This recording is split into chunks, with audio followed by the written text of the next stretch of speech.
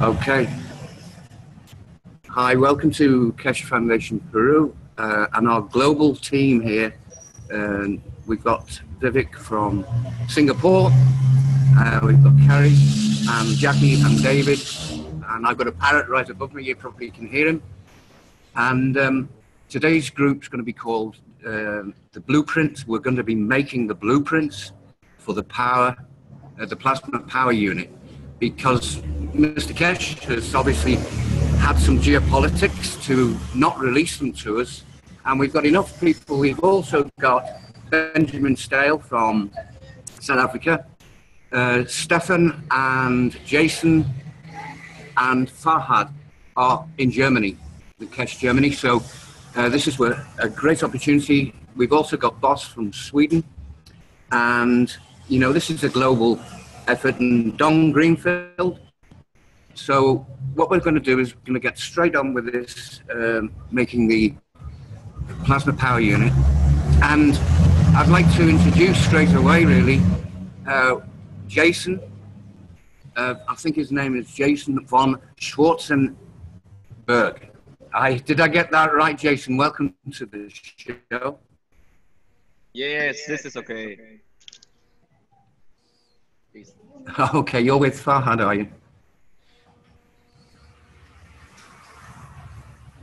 Yes, I am by Farhad. And therefore, if you can unmute your Jason Schwarzenberg, because it's got the photograph of your unit there, and if you speak, it would come up loud and clear. Once you speak, just tell us what you've got there.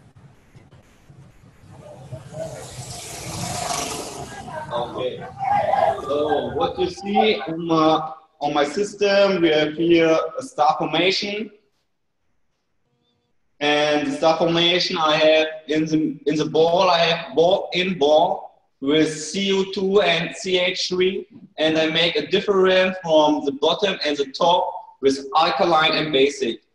And the star formation, I don't connect this to the system, because the system gives me wireless energy, and the star formation make a great field. So then I have here the Alex speed system. From the Alex speed system, I go to the delta Y formation. The delta Y formation are 6 magras. Here 3, and on the bottom 3 is blue one. And I go from the delta Y formation from the top to the Alex speed to the Alex speed, and from the Alex speed I make a feedback with split capacitors. The split capacitors, Mr. Keshe showed it on the 97 knowledge workshop and second international knowledge workshop, and I make the feedback that I have a feedback from the load side to the current. So I use only the gas of CO2 and CH3 and zinc gas in my system, because the fields of CO2 and CH3 make a field from deuterium and the atmosphere of nitrogen. So, and here when you see, here's a glass with salt water, and I make in the middle a gas production that I can see how the unit works and its work. John, have you got any questions? I've got one question, just to start off with, Jason, is that Mr. Keshe talks about a small, half a kilogram unit. This is for a power unit, and I make my flight system. This is my flight system in the coming time, I hope, when I make everything correctly with the gas. And in the moment, I don't know of the CH3 what I make the right way is, because I heard last week that we make CH3 gas not with copper and iron. We need, for CH3 GaNs, we need copper with galvanized iron. I didn't understand that. Could you repeat? What was brought up during the discussion, Armin brought this up at one of Rick's plasma workshops. You need to have the strength of zinc in there as well. And because you need to have the CO2 GaNs production in conjunction with your iron and nano copper interactions. And I had the idea of, we know that when we make GaNs in a container, the fields permeate the container. There's always a little bit of that GaNs left over. So I'm just wondering, I haven't done it yet. I'll probably set that up today or tomorrow, using an old CO2 GaNs container to make the CH3 in. And that way simplify the process a little bit. I don't know if it'll work. An idea. We'll see how that works out. But you can use either a galvanized steel, steel wire. I think Dave is using wire mesh, galvanized wire mesh for his CH3 production. Or you could also add a piece of zinc into the system as well. Yes, this is where I can show you my I have CH3 production here. You can see this. I have here a copper, and this is iron zinc. So first, and when from the iron go away, then we produce CH3. That is what we need, because the CH3 goes then in interaction with the CO2. When we make this wrong, then we produce Fe GaNs and not 3. Right. So, by extension, we should be able to add a little CO2 GaNs to the production system. If you've got just regular old steel and you don't have your galvanized steel, you should be able to, again, it's experimental. We need to test this, but you should be able to just add, a little bit of CO2 GaNs into the CH3 collection, get the same results. Can I say something just here? Certainly, Jackie. Okay, I did quite a bit of experimenting on the mixing, and what I discovered with the GaNs is if, okay, let me look at the color wheel. If you take red and blue, you get purple, right? Well, it's not like that with GaNs. What you're really getting is red and blue mixed in together, but the red field exists and the blue field still exists. There's no mixing going on. And I'll also add that I did take a look at the deuterium. When I was in Italy, I got to douse the field of the deuterium. Deuterium has a very small field. As you'd expect, it's hydrogen. So it's, it's a much smaller field than CH3 and CO2. CO2 is a kind of a medium-sized field. CH3 is kind of smaller, but the deuterium is very small. So whether it's concentrated, I don't know, but I don't see how you could mix those two and, get that hydrogen atom. I mean, I'd have to have a look, but Well, I'm not really speaking of mixing the GaNs. You simply add it in there. They're not going to mix like sugar and water. Yeah, they don't. No, but you're still adding the field. You're mixing the fields of those in there. So what Armin was mentioning, and it certainly makes sense now to me, is you need to have that mixture of the zinc fields, the iron fields, and the nano copper fields. Yeah, because the main idea of using the galvanized zinc is, first of all, you want to create the magnet for carbon within the salt water itself. It is that carbon which, once the zinc wears off and the iron comes into play, in combination with the hydrogen in the water, that's where you get your CH3 from. So the other way to do it is take the salt water from your CO2 GaNs kit, okay, completely harvest it of all of the CO2 itself. That salt water has the plasmatic condition for carbon. It is a plasma magnet. transfer that to your CH3 kit with your copper and your iron, and you should start producing CH3 straight away. Yeah. So there's three potential methods that we can test that could simplify the process a little bit for people who simply can't get the materials.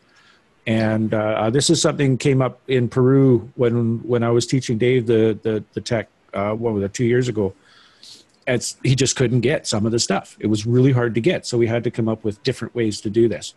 And so I want to stress that there is no one way to do any of this stuff. There's a number of different ways. There's as many types of reactors as there are stars in the sky, and if we can expand a little bit so that we can see, try several different methods, see the differences between the two, we can extrapolate, what differences are required for what areas. Jackie mentioned just before we started recording that the GANs production, she's recognized now that location matters. And Vivek and I have been telling people this ever since we started. If you change the environmental conditions, you change the conditions of your GANs. Jackie noticed that during a thunderstorm, her GANs production went through the roof. So assuming, again, we have to make a few leaps here and make a few assumptions, but that appears to be ionic concentration within the atmosphere. So if your atmosphere is really dead, you may have a hard time making GANs. If your atmosphere is very lively, very ionic, it may happen very, very quickly. We're all just learning, so this is just data at this point. We can't say for sure which one is the way to go, but we do know your location will change your salt concentration, and it'll change the speed at which your GANs is produced. Now back to the reactor. Jason, do you have a wiring diagram, a drawing, some way that we can get this design out to a whole bunch of people and have it replicated elsewhere? Okay. Can you repeat, please? Do you have a sketch of this so that we can get this design out to a number of people and have it replicated elsewhere? What do you mean by what do you mean by sketch? Well, like I mean, blueprint. Well, it's not necessarily a blueprint, but wiring diagram, just a basic sketch so that another researcher can look at this and replicate it. Yes, we have to do a plan how I do this, but that I can do in the next time. But it is really easy. Mr. Keshe said on the 158 knowledge seeker workshop how we can do this. So we need to understand what Mr. Keshe said. When we go on the 100 knowledge seeker workshop, then we see exactly what Mr. Keshe mean when what we need for this system, and then we can do this really easy. So when you see here is my Alex speed system. This is the start. So from the Alex speed system, I go to the delta Y formation. So then it's here for me, it's here, the plus. So the delta Y formation go to the base 3 on the top, and when I connect this right, it's here for DC plus, and here is plus. So we have an AC DC signal. And what I make it's for the feedback to itself, I make this capacitors. This capacitors is from the 97 knowledge seeker workshop. This is really easy, and and I think it's a good way to learn about plasma when we do this. Is somebody taking notes of the workshops that Jason's quoting? Because we can get Daniel to get the printout going. I'm trying to. I kind of missed that last one. So the 158, and then he said what? Jason, which workshop did you get those capacitors from? From the 97 knowledge seeker workshop and the second international knowledge seeker workshop. They explain, Mr. Keshe with Alex, how we can do this. That we make a feedback from the mark graph to from the load side to the current.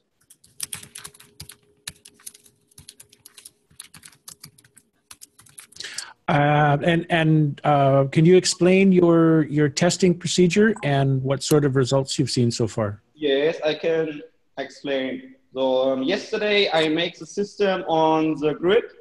So I put the system only with the brown cable, only not with the neutral cable. So when I have here I can. I have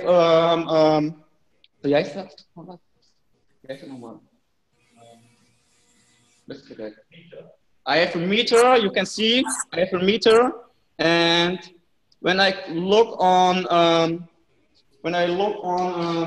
the AC, then I can see in the system it's 0.12 AC, and this is on all the stacks here is 0.12, but here come nothing in there because I have no load, and it gives only energy, and it is plasma energy because I start the reactor with a capacitor that I used to need only plasma energy. I can see in my system 40 volts, and it go higher, step by step. From day to day, it go higher. The AC become more and more.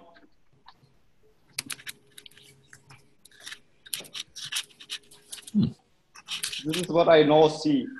And when I look here on the star formation are not connected to the delta Y and the Alex speed system. But when I have here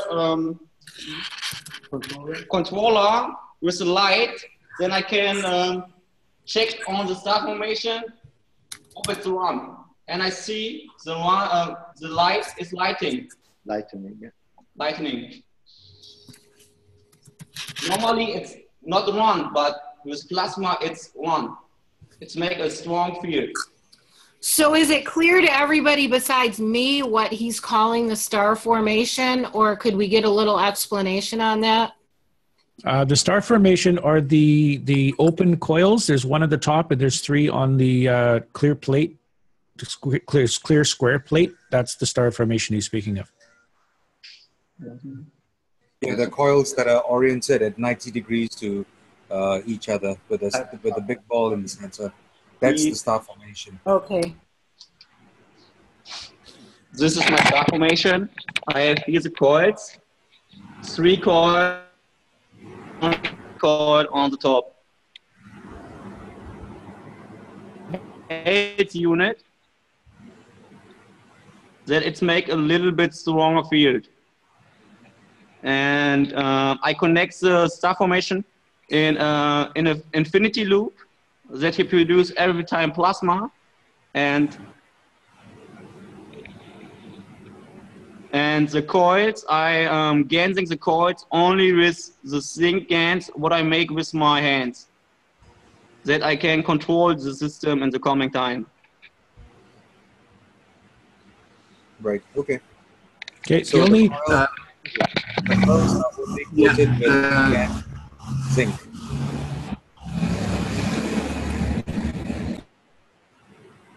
Yeah, zinc and CO2. It's really hard to separate those two. Yep. So the only thing I can see there, from what Jackie was saying again before the program, she's looking at connectors. Vivek and I are looking at the connectors, and what we're seeing is that the twisted wire connectors are not nearly as effective as a simple butt connector with a coil wrapped around that. And I'm wondering if we could increase the efficiency of this a little bit by adjusting the way those those coils are connected together by using a butt connector style, like this, where you just, the wires just one ends and the other starts with a coil wrapped around it with a smaller coil in there. This makes a couple of problems because it's not a robust type connection system. So you actually have to. Can you hold that up one more time and talk? I should change the focus too so we can see it clearly. Yeah, get a good screenshot. Thank you. Boy, that's lovely. Yeah, like I said, the problem with this type of connector is it's not terribly robust and things tend to fall apart. So you actually have to tie stuff down and make sure that it doesn't move. Like particularly with the car systems where they're in a really violent environment all the time, you have to make sure everything's solid. Dave, I understand, if I remember correctly, this is the type of connectors you're using down in Peru. Pretty much exclusively, correct? Yeah, with our Magrav, we managed to get the whole thing nano-coated together, so there was no joining up afterwards. All you did was connect the mains wires to it. Now, the difference is, and don't forget, we didn't have a brilliant success with our Magravs because of the condensers. And what I would like Jason to do is to screen share and pull up Stefan's drawing, and he can go through every part of that on the drawing. Jason, can you, I think it's a long walk up your corridor to do that. In the meantime, we can have a discussion if you can, or Farhad, if you can pull up your screen share and you share your drawing, or Stefan, I don't mind who does it, because we can then dissect all the connections that you've got under your pyramid there on a piece of paper, and it's much easier for us to be able to get to grips with what you've done with the diode, with the capacitors, and the GANs that you've used, which is very important, and how you did your Alex beads. So is there any chance that either one of you, Stefan, Farhad, or Jason, share screen and pull that drawing up for us, please? Yeah. Yes. I'd also like to go over the difference between a capacitor and a diode as far as construction and usage. Yes, I can make a blueprint from this, and I can do this in the afternoon today, and I can show you in the Zoom meeting on the paint what I do, but it's not so what I do in a very simple way. Can I show you with the paint when you need this? Certainly. So. Yes, just like yesterday when we were discussing, you pull that drawing up, Stefan's, and then you can segregate those little bits off that drawing, can't you? And then explain bit by bit as it goes through the whole cycle for us. Could you do that, Jason? What do you say? I was saying, just like yesterday when we had a discussion, you pulled up Stefan's drawing of the plasma power reactor with the Alex beads, and then you explained where you came from the red to the diode to the capacitors, yes, to the Alex beads, yes, to the Magrav. Could you get that drawing up and share screen and then walk us through that drawing, please? Yes, I can do this. One moment. Okay, well, while we're waiting with that, let's bring Jackie in. And Jackie, did she leave? She's running back. No. There she is. Running back. Sorry about that. Okay. So you've been doing some interesting, really cool stuff down in your lab down there, and you just came back from Rome. Got anything you want to share with us? Well, the deuterium was definitely interesting.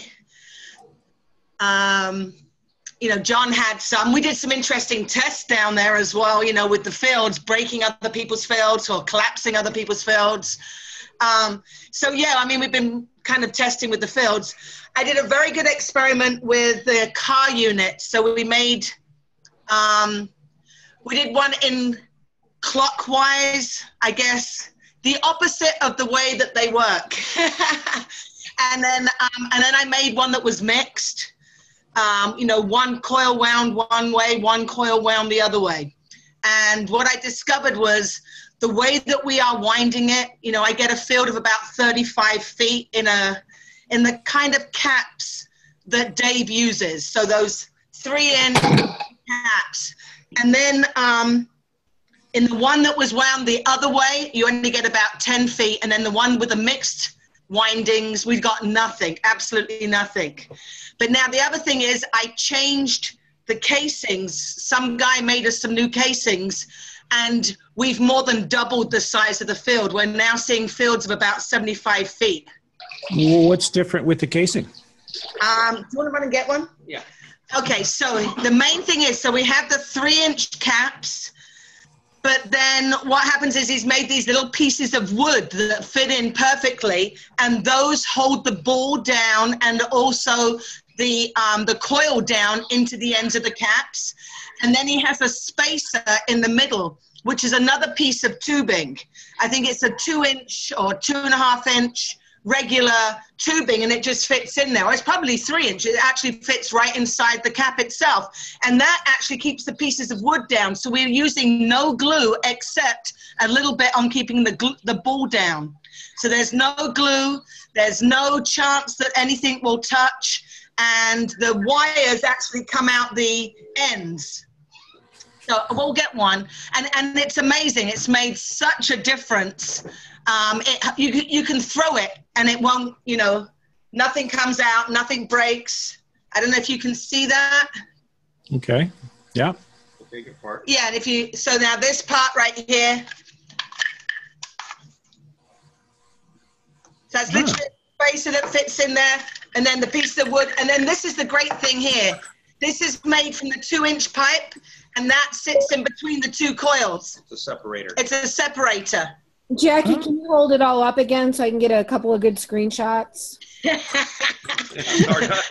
How many fingers have you got? That's one end. And there's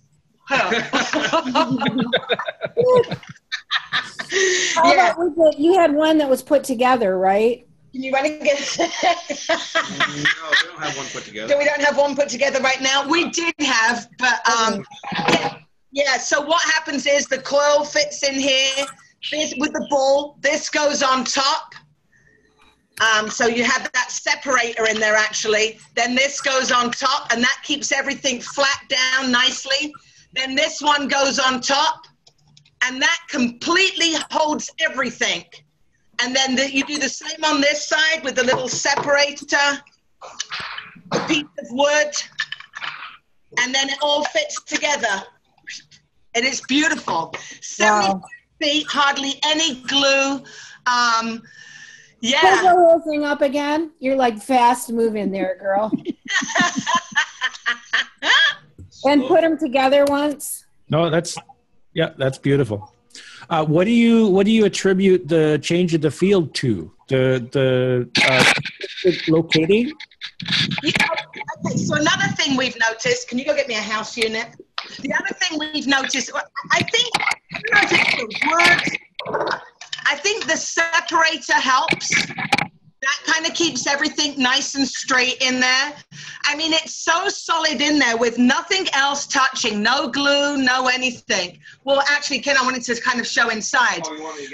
We also have seen, one of the cages, we've also done the same with the house unit. The cash unit, we see a very small field, but the new units, the new cases we've made with the same coils, same capacitors, because we still get them from the factory, we've more than doubled the field from those as well. And that's just the carrier you're using? Yes, and it's wood. It's wood and then sewer pipe. It's actually a sewer pipe in there, so it's a different type of plastic. and then wooden bases. And again, it ties down really nicely. And you know, I call myself a skeptic. So, and I'm becoming less skeptical. A dousing skeptic.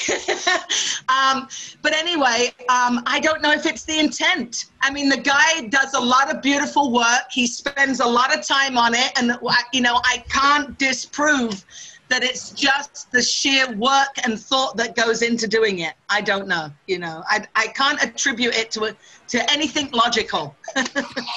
Well, now the concept is out. There's something that I noticed when I was doing my experimentation is that if you take a nano-coated coil and you put the coil, the bobbin itself under slight tension, the resistance numbers go up.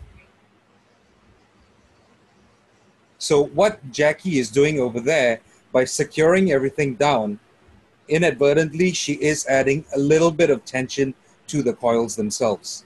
And I think that's what's making the difference. Rather than leaving them free hanging, I mean, even if you look at the factory units, they are placed nicely in a mold, okay, which puts tension on the coil, and then you have that hold down right on top, which places even more tension on the coil. So everything is very tense, and I think that's what's causing the coils to work that much more effectively. But another thing I was thinking about, when we use glue, we also prevent the inner coil from vibrating against the outer coil, you know, the bigger coil. See what I mean? Yeah. Yeah. So I don't know if... On that, Bose, you know, here's one of the funny things. I got my car unit back from Peru. When I came back from Peru, I put that in my car and I got fabulous mileage. Thanks, babe. And then I noticed there was a drop. I noticed it immediately. I mean, I took Ken to the airport. I started driving home and I thought, shit, it's not working. You know, I could just feel the car was like a dog. And so I got home, took it out, shook it, and I could hear the bounce inside. I opened it up, re-secured it with a little zip tie. We put it back in and it started working again. So the vibration, I don't think, is necessarily helpful. And, you know, it just amazes me of the open coils that everyone's using, that those actually work because of that, the experiment that I saw with my car unit. It was yeah. But here's the house unit that we've been using. This is how it's made. You can see in the middle there, he hones down the little ball area really nicely. But this is made of a wood, and this is a sewer pipe. I don't know what else you can call it. It is sewer pipe. It's sewer pipe. Yeah. So it's made of plastic. 6-inch sewer pipe. 6-inch sewer pipe. And then at the ends is really nice wooden ends that he's made. I mean, everything fits together so nicely. Has it, you know, for the wires to come out. You know, apart from the time that he spends on it, I really don't see Jackie, why. hold him up. Hold him up. Okay. I need extra hands. Can you show it sideways a little bit? There you go. Got it. Yeah? Very nice system that he came up with. It's really nice. And as far as putting it together, much easier. Oh, much easier. So Okay. he's got this little flat bit so you can actually lay it down and work on it. This part here comes off. It is this one, isn't it? Yes. Ken works on them really easily. Yeah. Okay, well, it's supposed to come off. Yeah, no, it does really easily. So, and then this comes out, and this is where we zip tie the coils onto this little bar right here, and that helps to keep everything steady. And separates. And separates it. You can work on the wires on the back there very easily. The we use a terminal strip on the bottom here, which fits really nicely, and it stops the arcing from happening. Because when we do it with the cash model, you have it on the base here with all the wires there, and then it connects there, and then we were having an arcing problem. It was shorting. Yeah, it started shorting out. So when it's on the bottom here and away from the coil, there's no problem with arcing. So What is it called that you use on the bottom? Sorry, say that again. What is it called that you use on the bottom? It's called a terminal strip. I remember that. A terminal strip or a barrier strip. They're barrier strip. basically the same thing. Ken's getting in his workout right now. I was going to send him for a terminal strip, so thank you for that. But yes, we're noticing that these cases do seem to make a difference for us anyway. We're seeing probably like immediately, we're seeing at least a 2-foot field with just the AC detector from the house unit. Yes, that's the terminal strip, although, yes, but we actually Can use you hold up one more time? Hold up one more time. Here we go. Yeah. We use a different one. We use one that's a little bit easier to use. It's very robust. You know, those ones we had problems getting the 12 gauge wire into. So, yeah.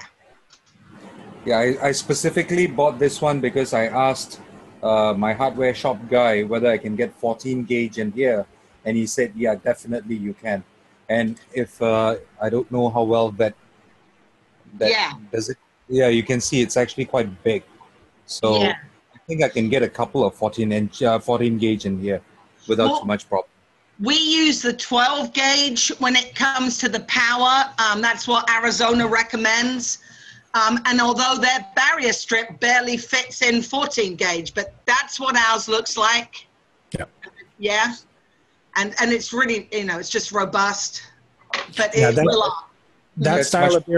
That style of barrier strip, it's easier to put 2 wires in because you can have one on each side of the screw rather than having the style that Vivek showed. You're really limited as far as your wiring goes. So if you're looking to experiment, if you're looking to buy these, I would go with what's called the barrier strip, which is the black one that Jackie held up. They're a little more versatile as far as the experimentation goes. And you know, once the wiring's done and we got this perfected, we can actually get a specific thing that's exactly right for what we're doing. So, yeah. In fact, the reason I bought this one is because I didn't have that much funds to spare, and this was cheap. These are very, very finicky when it comes to inserting a screwdriver over here and working the screws that go into the terminal strip. So get the one that Jackie showed just now. That's better. Okay. Now. Awesome, Jackie. Thank you very much. That's very cool.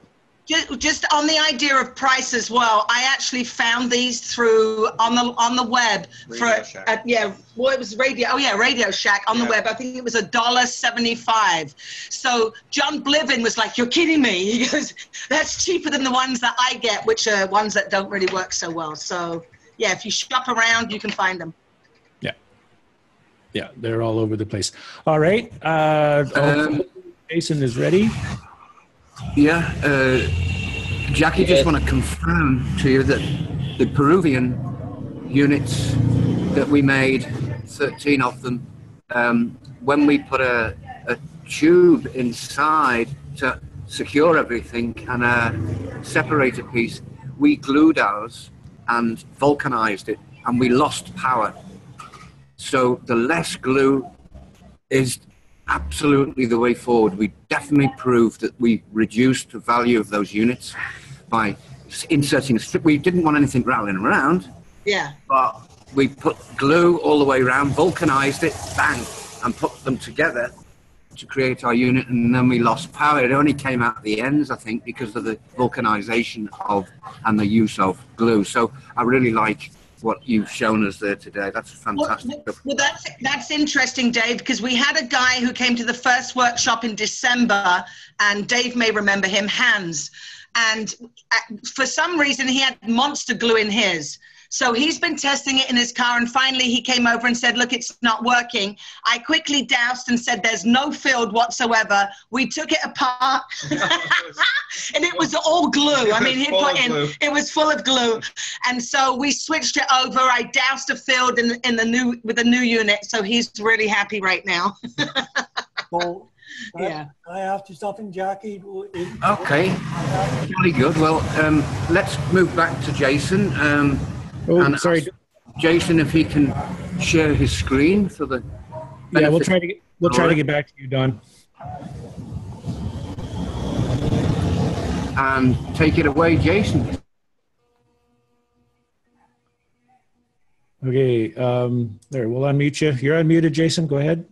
Okay, so you know what is a diet? Everybody here, he don't know what is a diet? Then No, they what is a diet? definitely do not, because Give of us what a we crash course. yesterday was So very first new. step is to understand what we make in the system. We have a diet in the system. A diet is is very easy. A diet is this. We have the Alex speed. This is the Alex speed. And here is the other Alex speed.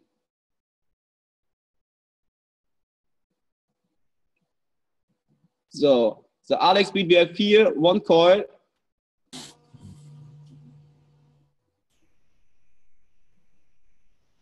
And one coil go to the other side.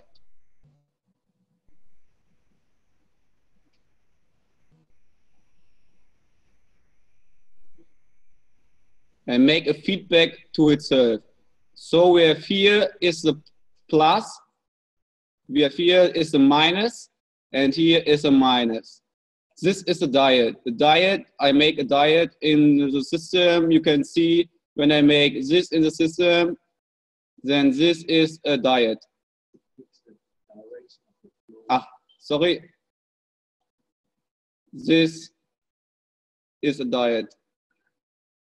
When I make this, what I zeichnen? Zeichnen. Dieses Zeichen, yeah. When I make this symbol, this here, then you know I make a diet. So you know what is a zinc? Everybody here, you don't know what is a zinc? A zinc is this. I make this symbol for zinc. And a zinc is a lead capacitor. A lead capacitor is very easy. We have a coil. We have a paper. The paper, we put it in the paper, we make this with lead. We have only one zinc in the system. And we roll the paper on this side and make a coil. Then we have a capacitor with lead, and this is a zinc. He attacks the plasma from the load side. So the flow from the diet go in this way. Yes. The diet makes possible that the flow goes in one way. Yeah. And by the diet, what makes possible that the flow from the electricity goes in one way. It goes only in this way. What I make, it's going not in this way. This it's got no so we have a zinc and a diet. This is very important. So then when I make this,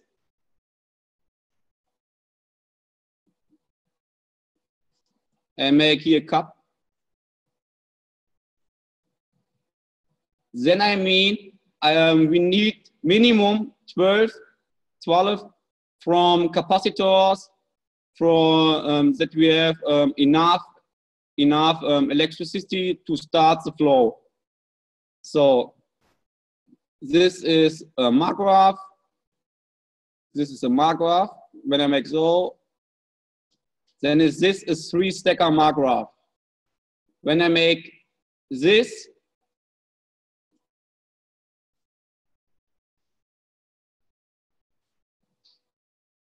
then we have a delta Y formation. Delta Y formation is very easy. We have 6 margraphs in this. So I make this 6 margraph of this, and when we have one side,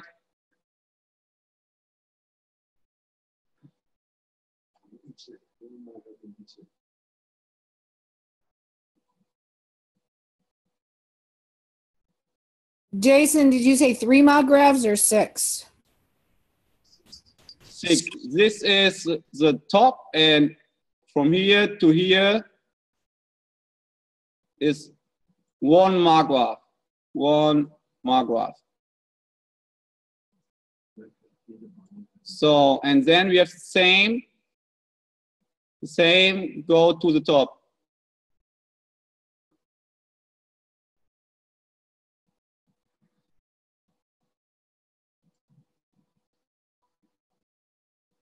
From the delta Y formation, we need 3 capacitors. One here,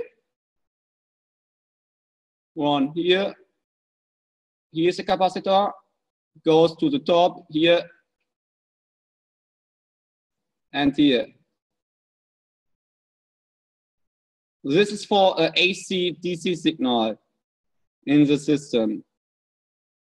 So, and now I can show you what I make in my system. This is the start from the load side, from the grid. I make this now. I put my system from the grid. That's a margrav to load, and I go to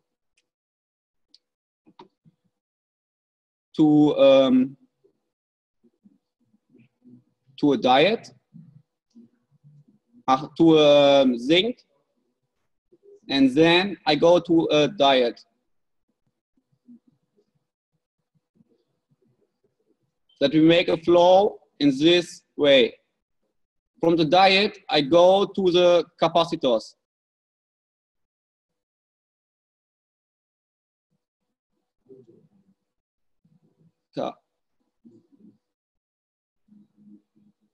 You can even use Alex system or whatever you need. So when I go to the capacitor, I go to the Alex speed, to the delta Y formation, and to the bottom. So when I make this, then we measure on the bottom is the plus. We have here is the plus from DC. We see here plus, and when I make the capacitor, that I have on the top the plus, then I have here also the plus. Then the plasma can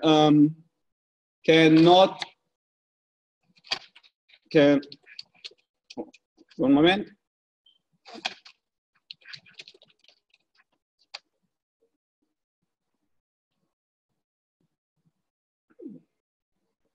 Cannot decide what is plus and what is minus. So we have an AC/DC signal. Okay, we lost your picture. You've got a window in front. There we go. So now you see. Yep.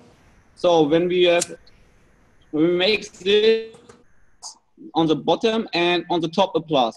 So we when we measure it, then he cannot decide what is plus and what is minus. So he make a different. On the top is plus, on the bottom is minus, top plus, top plus. So we have an AC/DC signal, and then I go from the top, I go to a margrav system, to a 3-stacker margrav, and then we go outside. We can use here a 3-stacker that we can make a load. That we can here put a light or what we need, and the miners go in this way. So what we have here, we have a full plasmatic flow. What we need here is from here,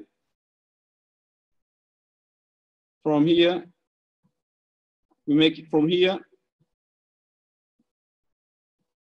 to the top. We make here a diet.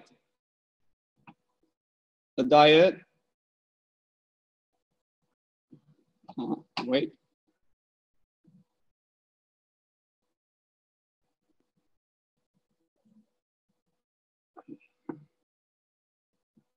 Not so nice.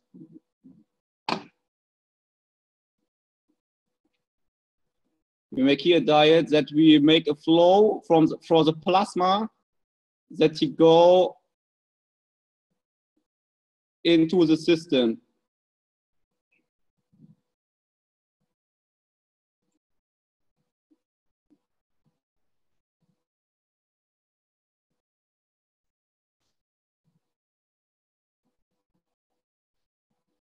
Here feedback, and from this to this. So we connect this end here and the other, and we make this, sorry, this go to the minus. This go to this. The minus go to the diet to this side. That this is plus. This is the plus from diet. The 3 stacker. What heißt Dreifachstecker? The triple plug in. The triple plug in. Go the plus, the triple on the plus go to here, to this. The minus from the 3 blocker go here. And then we go from here, we go into the system. That the system can start only with plasma.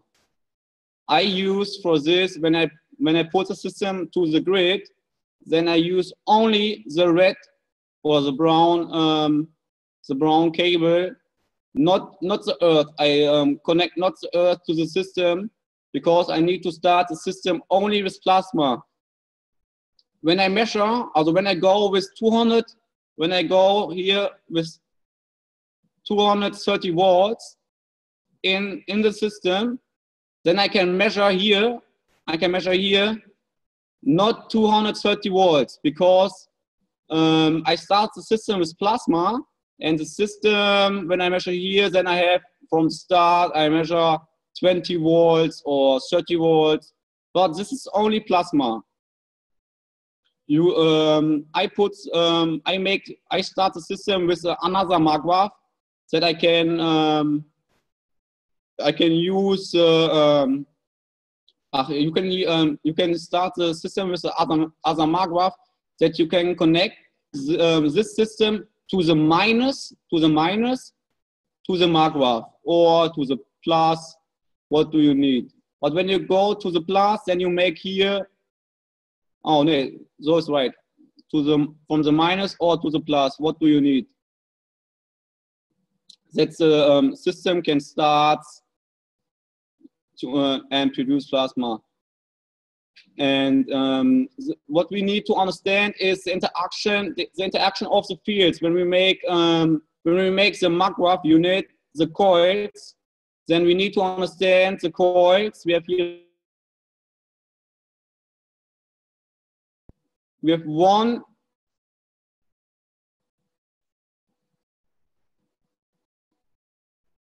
We have one magnetical and one gravitational. Here is the magnetical and gravitational, and here is the same. It's the same. And when we make a different from inside to outside, we make, let's say, we make the magnetical on here, and here we make this CH3. Then we make a difference with alkaline and basic. So the flow, it's make an infinity loop with itself. The fields from plasma goes about the fields. And he starts to make a flow, and he makes an infinity loop. We make the magnetical CO2, we make the gravitational, the magnetical CH3, the gravitational, we make CO2, and the soul, we have a soul in the system, the soul we make this with a zinc GaNs, that we can control the system. That is what we need.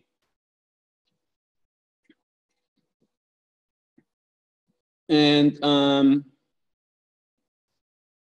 And when you put a GANS ball in the middle, then you need to use a ball and ball. And the ball inside is CO2 and outside the second ball is CH3. When we make a ball and ball system, then let's say we have here a ball. We have here another ball. We have in the middle CO2 GANs. We have here CO2 GANs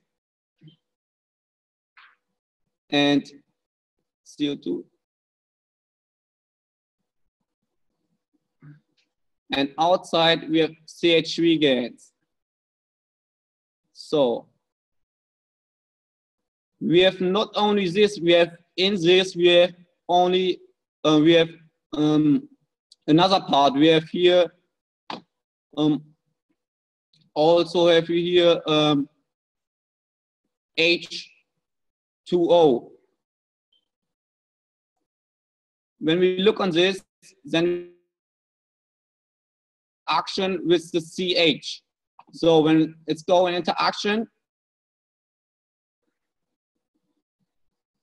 then we have one H is outside, then we have H2. Then we have H2 here. When this goes in interaction, then we have the H2O, and the H2O goes into action with the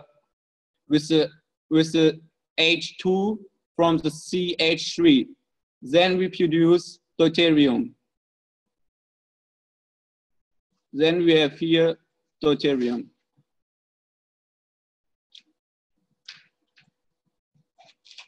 Deuterium, and when we make this, then we know when we make a gas production, then in the middle on the gas production, we create a vacuum. So this is what we need. When we make this ball and ball system, we produce GANs, and then we create in the middle of the balls a vacuum. That's what we need. We produce here comes the deuterium in this ball or in this ball, only on the bottom. So, and what we need for a plasma unit, we need to nanocoat everything. Everything. We need to coat the boards. We need to coat the paper, the aluminum. Everything we need to nanocoat because we need to make a flow only with plasma. When we not nanocoat everything, then we make a slowly schlechteren Fluss. Bad flow. Then we make a bad flow when we not nanocoat everything, and then it start not so good. But when we nanocoat everything, then we make a nice flow, and it starts a little bit better. Jason, can you go back over to the diode and explain to everybody what GANs you used and what materials you used and how you nanocoated the foil, please? Yes, and then go to the capacitors, how you did those, please. Thanks. Okay. By the diode, we have the paper and the aluminum foil. And the aluminum foil we use for the aluminum foil only CH3 GANs. And we make a different from here to here. That the diode goes in interaction. That's make only let's make an infinity loop. We need to make in the paper, we can put all the gravitational GANs what we have. And but we need to make a different from the field with basic alkaline that we make infinity loop. The aluminum foil, when we nanocoat the aluminum foil, then we make this with hot caustic. We have a bottom. We have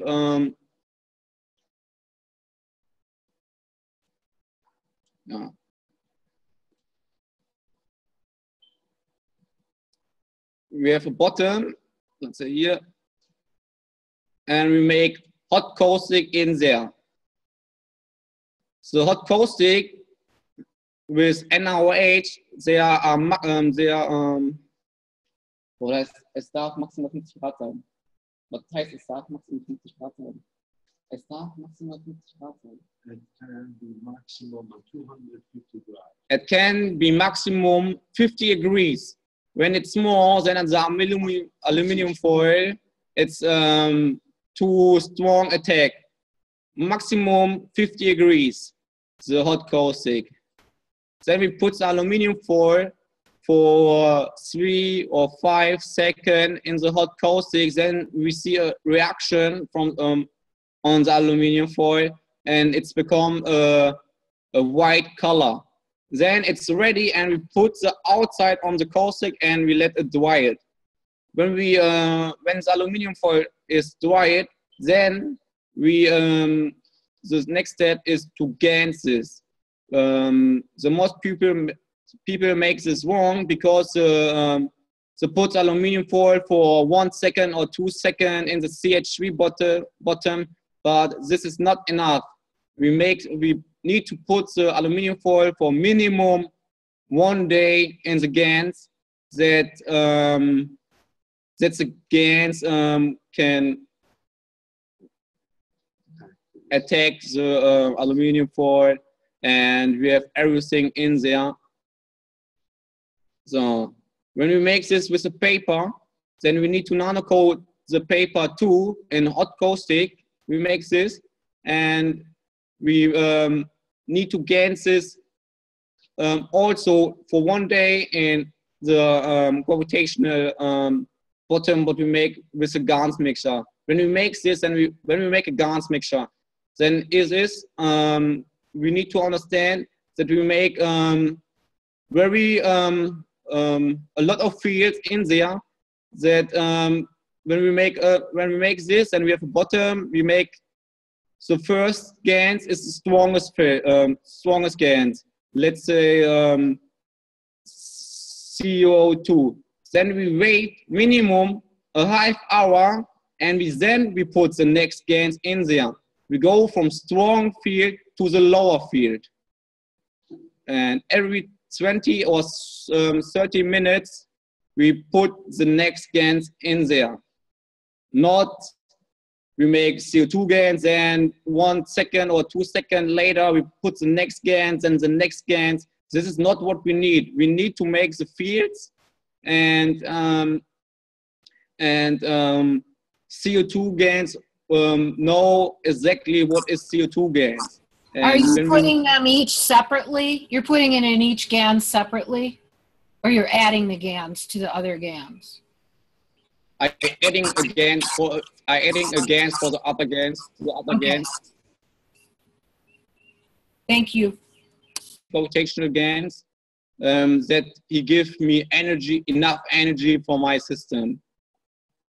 But we need to know what is the strongest field what we have for the GANS. We can ask a dowsing role. You know everything. We are the creators, and we have everything in us that we can ask ourselves what is the stronger field. When we put 5 GANS on this, and it's we make every 1 hour or 30 minutes we put the next.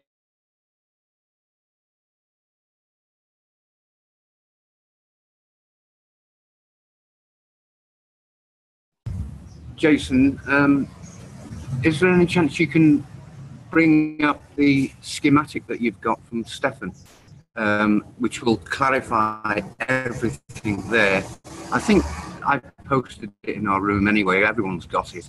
But just to clarify this for the recording, that drawing that you had yesterday, remember, I think it's Stefan V2 or something like that. Is there any chance you can pull that up and share screen with that drawing, please? I don't understand this. What are you saying? I was saying, if you can, you know the drawing that you pulled up yesterday, the schematic, showed everything that you've got. Can you bring that up on the show? Share that on our screen, please. The other one. You mean the other picture what I have from Stefan?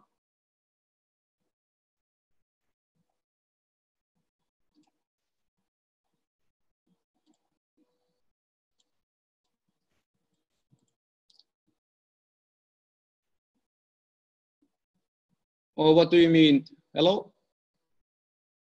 Sorry, I've got a lot of background noise here.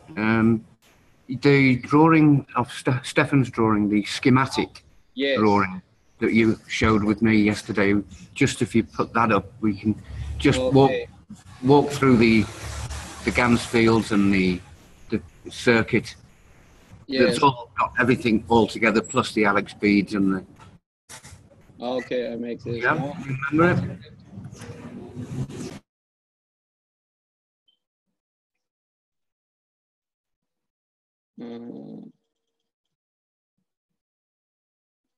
And just to clarify, so all the nano coating's been done with chemical, no fire burning or anything?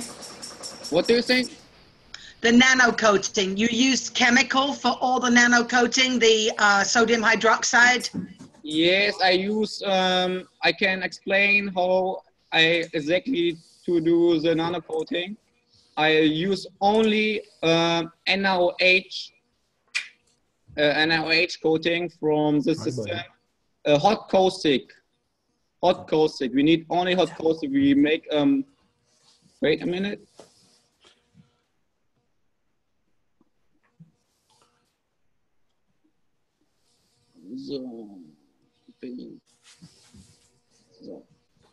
It's funny how we have this stuff instinctively. When I always make hot caustic. I always take boiling water, a cup of boiling water, add it to a couple tablespoons of caustic. Just always.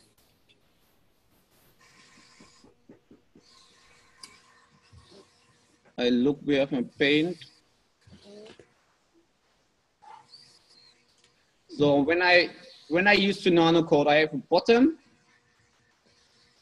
and I put hot caustic, I put caustic in there. Here's caustic, and I give the energy from the orange and the citrus in there. Then I put my copper. Let's say I put my copper coils here in there.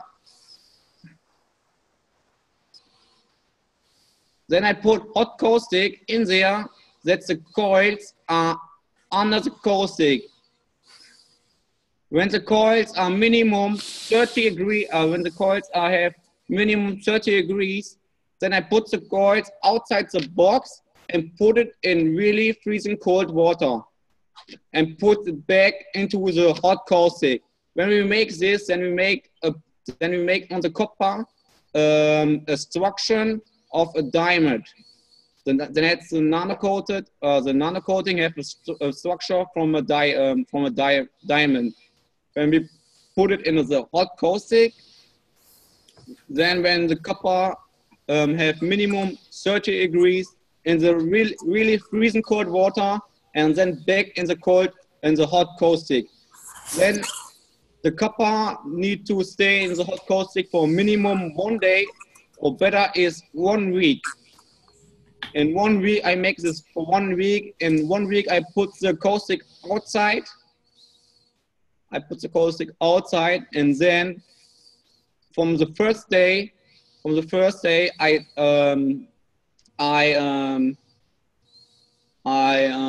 wait. Quick question, do you lay them in like a galvanized basket, or do you just lay them on the bottom of the caustic tray? Yes, I put this with galvanized iron. Yes, here on the top you can use this. Yes, galvanized iron. Yes. So you don't, you have it steaming in the caustic, right? You don't, yeah, right, cool. Yes, and then when we make this with really hot caustic from the first day, we need to make the potential. And when we see the copper to dry it, then it's become a white color. then we make a streaming process. Then we make a little bit caustic in there, put it with hot water, then it's we make a streaming process. And when the next what process are you saying? What? I didn't understand the word you said. I think steaming. Steaming process. Okay, great. Yes, steaming process. So the steaming process, I make this for 3 weeks. For 3 weeks. When the copper are dried, then I make the next steaming process. Every 4 days, 5 days, and I remove the potential every 3 to 6 hours. When the nano-coated are ready, then we need to GANs this. When we make a GANs layer of this, then we put the coils for minimum 1 day or more in the GANs water. When we make this with CH3 GANs, then we see the copper become a nice color. It's not black then it's become a red color. When we make when we make this in the white gray. And that's CH3. Are you putting it in the plasma water, or are you putting it in the actual GANs itself? In GANs water. I put it in GANs water. Okay, not in the red particles though, right? Yes, it's a little bit GANs, okay. Yeah, little bit of GANs. Yeah, a mixture. It's a mixture. So just very quickly, when you're nano coating, are you using, are you straightening out the, what is it I'm trying to say? Are you using your little meter and structuring the atoms in the electrons? Electrons, yes. Yes. From the first day, I make this when I put the caustic outside the bottom. Then I make the process that I make the potential and go with the minus to the iron, it's the zinc iron, and with the plus to the copper, and I make the process for 6 seconds. And this I make this every 3 to 6 hours. I make this for 3 weeks. Every 3 to 6 hours. And it's like having a baby. Awesome. Yes. It's beautiful. Yeah. And give you attention. You are the creator. Your wish is your command. Make your hands off the bottom and say what you need. This is what we understand. We are the creator. I say it every time, and my GANs is very strong. I speak with my GANs, and it's really nice. So now I can show from Stefan the blueprint. Right.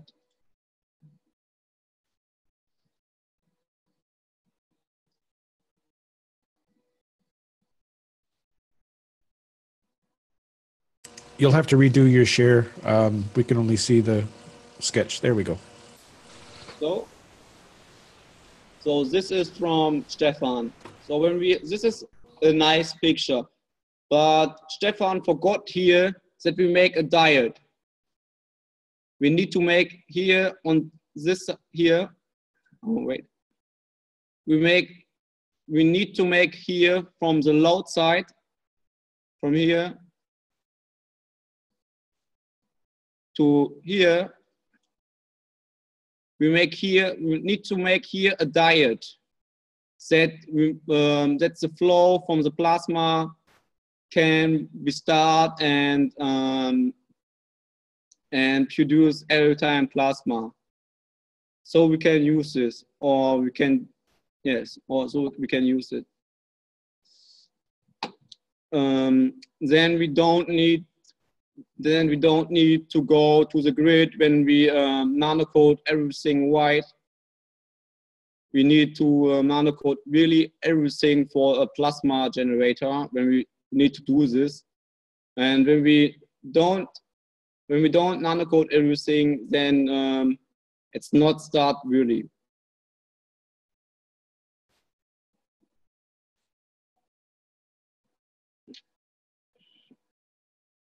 Everyone here has a question? Sorry for my bad English.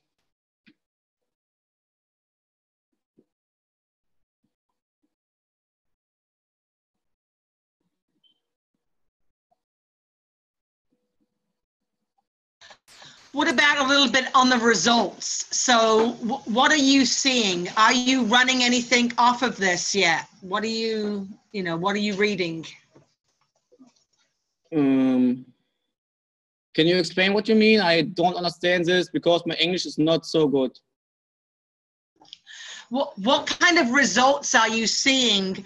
What readings are you getting on your meters when you run this? What are you seeing?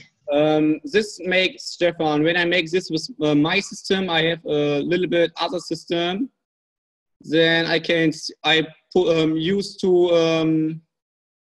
only the brown, only here's the red cable. The live wire? Yes. Is live, okay. And when I don't need to put everything a load on the system. My house is the load, and when I put a load on the MagGraph into my room, then I see my system gives energy into this system that I save a little bit of energy. From the first day, I see 0.12 ampere. I save this, and it's become from day to day. It's become more and more. When I start this with plasma. Thank you. No problem. I suppose the next question that we ask as a group is, do we think we can follow this, and do we think we can get together and start making these? Anyone got any comments on that? Well, Dave, are you thinking that this is a standalone non-plug-in unit? Is that the deal, or what is your objective? Was that for me, Carrie? Yeah. So could you say it again? A car went past and not. It's just, what is your objective? I mean, are you seeing this as a standalone unit, or what's your idea? What's your thought? Well, on Stefan's drawing, he's got Stefan's MagGraph off-grid generator system. If Stefan can come in and explain, what does he think he's got? What machine does he think he's got? Stefan makes the system when he's not here, then I can tell what he makes. Start the system, and he puts this not to the grid. He makes this, and he put a LED on this on the load side, and the LED are shining. But it starts not to the higher voltage. This system, what you see here, is only a DC generator. It's only for DC. And he forgot the diet that he make a feedback from the load side to the current. And when he makes this, then I think it starts a little bit better.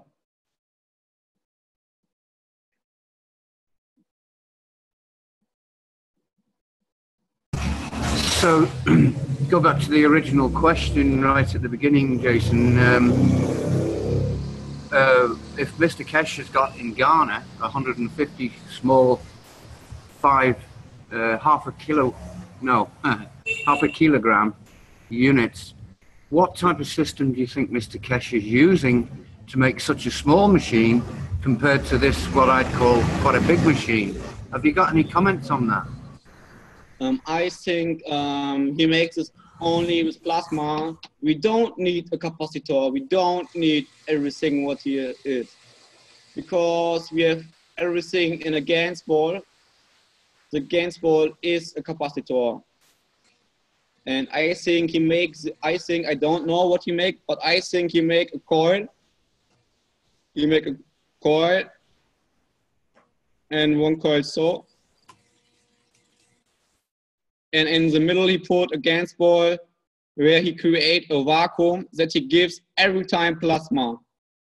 I think he makes this so. Then he don't need capacitors. He need only 3 coils or 1 coil to make this. When we make 1 coil and we make the magnetical and gravitational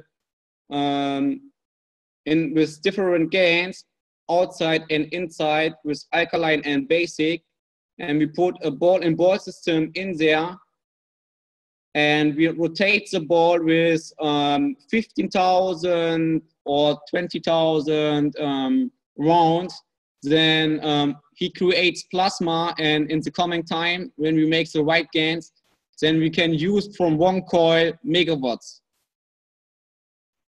Then we need only 1 coil. But we need to understand this. In the 134 knowledge seeker workshop, Mr. Kesher explains this by Douglas blueprint, that we have everything what we need in 1 coil. You know, what Douglas make is he have 2 compressors and 1 magwaf. The compressors are generator. You have a big generator, also a big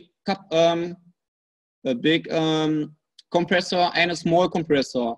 What this have we here in the coil? We have a small coil and a big coil. Then you have a magwaf. The magwaf is a GANS ball. The magwaf is a GANS ball. And when we rotate the GANS ball, then we have this was Douglas have. Then he produced plasma in a good way, and this is what I test in the next time when I have the motor to rotate a GANS ball. But I don't have this in the moment, but in the coming time I have this and I test this. And then I think it's really easy.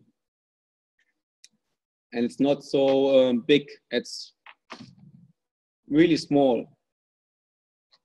I think he makes this so. Can you unshare your screen now, Jason, please? Thanks. I've got to do something on my computer and I can't get access to it. What do you say? I don't hear. Oh, he's asking if you stop your screen share for a moment, please. Yes, yes. One of the things that came to my mind when I was looking at some of Rick's experiments is when we rotate the balls with a fluid and a little tiny bit of a gas in there, whether it's air or whatever, we are creating a very slight vacuum within that gas because everything is pulled to the outside through centrifugal force. And the pressure of that gas, whatever is left in there, is reduced.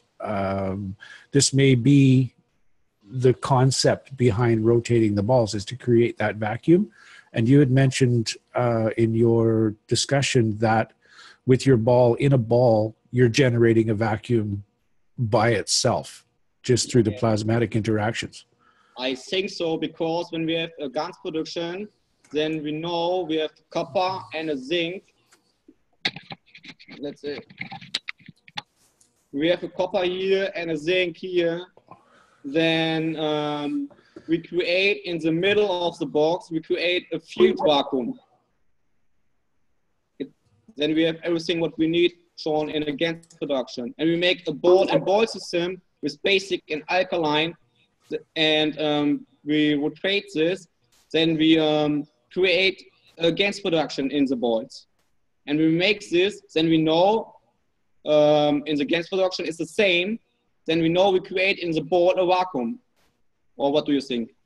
Yeah, with the original reactors, with the original gas reactors, they're run at very, very low atmospheric pressures. decimals of millibars. So it does appear that having that vacuum condition, at least a slight vacuum condition, is somewhat important to trigger this the plasma flow within that specific system. Again, we don't have any definitive answers. This is all experimentation. We're just learning. So keep that in mind when you're doing these experiments. But we're sucking up data, and hopefully it'll make sense soon. So when Douglas showed the freestanding unit in DC, basically that what he was working with then was only just, all it seemed that was visible was just 4 capacitors or 6 capacitors, whatever, and nothing else. And a small maggrav, yep. Yeah, and basically everything was nano-coated GaNs, blah, blah, blah. And he was using the 2 compressors working one against the other to create the pulse to get the flow going, and that was the whole purpose of the compressors. And so it's sort of along the lines of this, where instead of using the compressors, with this design, it appears that they're using the combination of the diodes and the Alex beads to create that. That makes sense. Got it. Thanks, JC.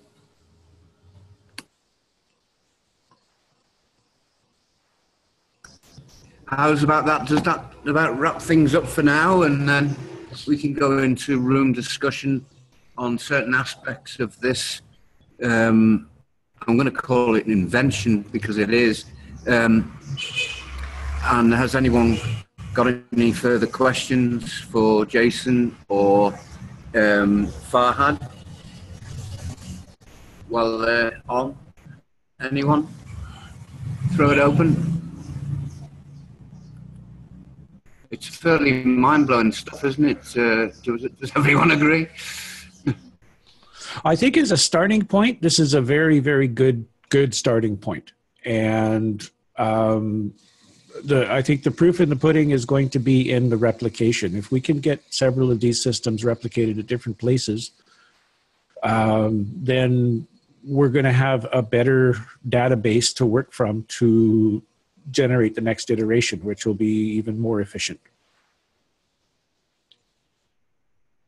Vivek, what did you make of the show? Anything? Okay, even before the teachings of the generator came out in the 100th, John and I often used to let John know that the LX beads should be an integral part of the Magrav's unit, because I felt that that was what was needed to bring the Magrav's unit to a very high level of efficiency, a high working level rather. So looking at this right now, it makes sense to me. I need to look a little bit deeper into it, but the principles of it, yeah, it does make sense. Is it the 100th, Vivek, that shows how to make the Alex beads? No, it's not the 100th. The 100th is for the very first time that Mr. Cash talked about the generator. Okay. And do we know where the Alex beads instructions are? Yeah. They're back in 60-something, 63, 64. John, there are 72 and 73. Oh, okay. And Alex is in with Mr. Cash. That's the one where Alex is sitting down and he actually builds one on camera. Okay. Yeah. I mean, the beads are ridiculously easy to make. There's a couple of little things you got to pay attention to, but other than that, they're super easy to make. I'm wondering if I can share a photograph of Anna Van Dorp making her arrangements. Just talk amongst yourselves. I'll see if I can just pull that up, and then I'll share screen, unless Jason's got that photograph of Anna Van Dorp. Jason? I can't hear you. What do you say? Sorry. Just bring it up, Dave. Okay, I'll bring it up. It's Anna Van Dorp with Cornelius showing the Alex B configuration, which is a nice photograph of it. I'll just give me a moment and I'll dig it up. Okay, Don Greenfield wanted to say something earlier on. Let's go back to him. Don, are you there? No. I'm making green salad. Ooh. I already took some. Carrie. Yeah, I think we caught Don. Oh, he's still here. Yeah, he's still there. Don, you wanted to ask a question just now?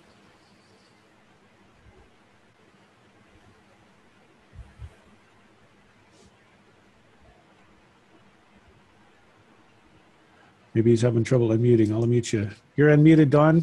Oh, okay, good. I couldn't find a tab there. Okay. No, I was just wondering about, back to Jackie on the car maggraph, wasn't there a problem originally because the gravitational wires where it was vibrating and wearing the nanocoating off? I haven't had any problems with the nanocoating as far as that's concerned. Okay. Yeah, that was Don. That was speculation on my part. If your inner coil, because again, coils, loops, and layers. Okay, the coil is the individual spring. The loop is a spring within a spring. When you have a large gap between your inner spring and your outer spring, where the clearance is high, there's a high probability that you're going to get a lot of movement in there.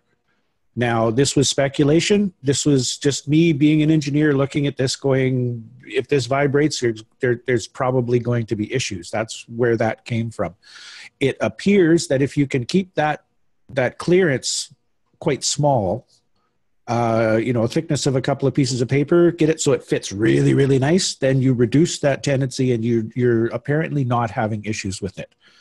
But if you're using like a 1/2 inch inside diameter for your gravity or your magnetical coil, and say a 3/8 diameter outside diameter for your magnetical coil, that's a lot of space, and it can generate a lot of energy when it starts to move. But if your gap is very, very small, if it's only a 1/64 of an inch or less, then it can't generate enough energy to actually do any damage. That's what it appears to be now. Does that answer your question? Yeah, it does. Yeah, no, all along, then maybe the problem was the glue. Like maybe that's interesting. Jackie drove all the way from Peru and only to fail when she got home. Like, well, she didn't drive all the way from Peru. although that would be a really cool trip. It would be. I would have loved to be there on that road trip. Well, the other question too with the Jason was how long of was it plugged in? Has it been a month? Are we seeing reduction very significant? Or if we use for instance 2,000 kilowatts per month, 2,600 kilowatts, are we seeing a gradual reduction overall? Someone maybe can ask him that. For my system, I put the system on the grid, and when I put a mark graph on the other sticker, then I name the load only from the mark graph what I have into my home. I put not the load to the system what I make, because the system gives energy into my home that I don't need to connect anything to my system. In the coming time, the system gives the energy from gives the energy what I need, and it gives the energy into my home. And it starts from the first day he gives energy into my home, but it's not so big, but it starts and become more and more for when I put a load to the mark graph. So you're basically saying that your off-grid system is plasmatically feeding your mag graph. Yes, yes. Okay. Only plasmatic, yes.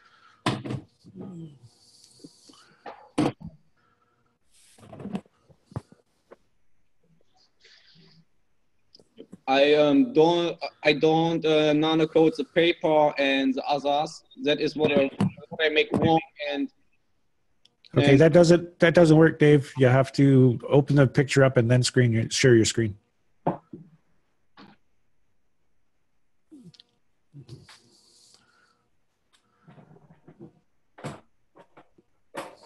See 2 mouse pointers on my screen. I am so confused. And I heard point that other people make a car unit, and for the car unit it is better when we nanocoat this not with caustic, than with fire, because fire coating is a giver for the fields, and this is the best for the car unit. This is what I know. Yeah, that's come up a few times, and we haven't fully tested that yet, so we can't confirm or deny that at this point. But we do know that a caustic car unit will work. It may not be the best way to go about doing it, but it is functional and it's quick and easy. Fire coating is an art. It's not easy to do. Okay, that's what I wanted to ask, because I would really like to do some tests. And one of the ones I want to do is on the difference in the nano coating test. So if someone can direct me, I want to try butane, I guess, but I've heard some people just put it in the fire. I'm not sure quite what to do. Well, Jackie, if you get a hold of me later on today, I've got a set of coils here that I'm going to be doing fire coating, and I'll set up the big camera and we could sit down. I'll go over it with you the way I understand to do it. Okay. And I did this one a few days ago. And this is, I do my coating and then I let them sit because the coating continues to grow. So this has been sitting about 2 weeks. Okay. And I've done a test on this. I've done a resistance test from the loop to the end, and it was, high mega ohms.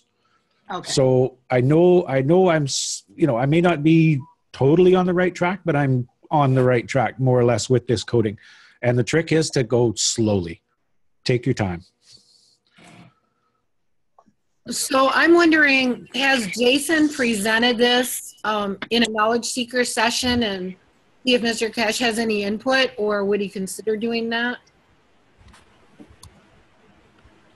I love it. I mean, I think it's awesome. And as far as I understand, this is the first time this has been revealed. Very cool. Yeah, I think so. This concept, the concept of the way this is wired together is it's been done a few times in a couple of different ways. He's added a few extra elements. He's added the delta Y configuration for the AC conversion. He's added the diodes for flow direction, so that it's not just a chaotic flow within the system. It's actually directed flow. And this is a couple of innovations that haven't come out yet.